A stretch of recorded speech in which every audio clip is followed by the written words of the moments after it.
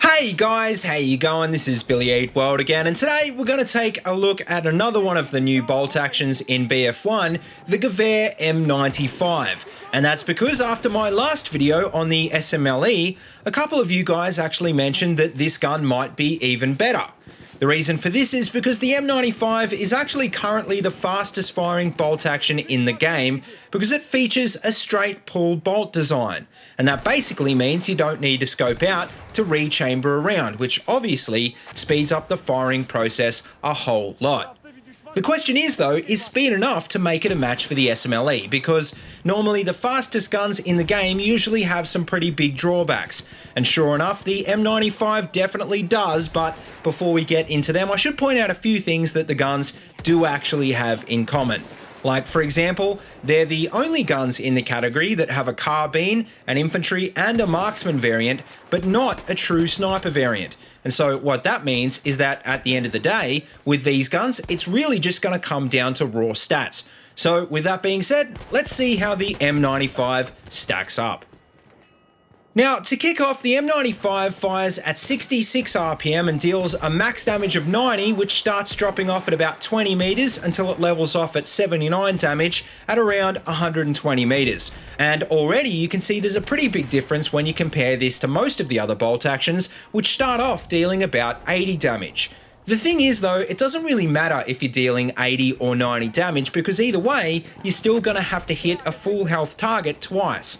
And sure, you can argue that the Gewehr does make quicker follow-up shots, but is it really enough when you're head-to-head with another player? On the other hand, the saving grace of the SMLE is its sweet spot, which means that a lot of the time, you'll be able to get a one-hit kill to the body. But the problem with the M95, as you'll see in the chart above, is that it doesn't have a sweet spot, which means that you need to fire twice a lot more often. What makes this even more awkward is that unlike the SMLE, which has a 10 round capacity, the M95 only holds 5 rounds. And so all in all, even though it does fire faster than the SMLE, it's not really a huge advantage when you bear in mind you'll also be firing more often and reloading a lot more often. Now, apart from that, most of the M95's other main stats are pretty similar to the SMLE, except for one pretty major flaw, the muzzle velocity.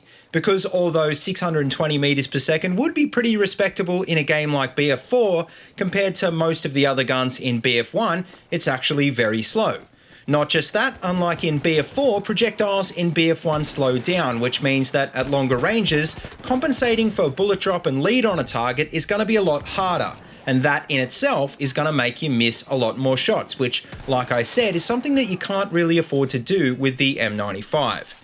Bearing all of that in mind though, assuming you are firing at stationary targets at beyond about 80 meters, then arguably a faster rate of fire is probably slightly better.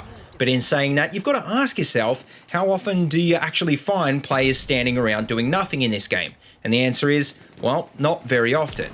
Also, if you're shooting at anything remotely like long range, then you're probably not using this gun the way it's meant to be used. Which isn't to say that it can't kill targets at long range, it's just that it's not really what it's designed for, and you probably would have a lot more luck with a proper sniper rifle.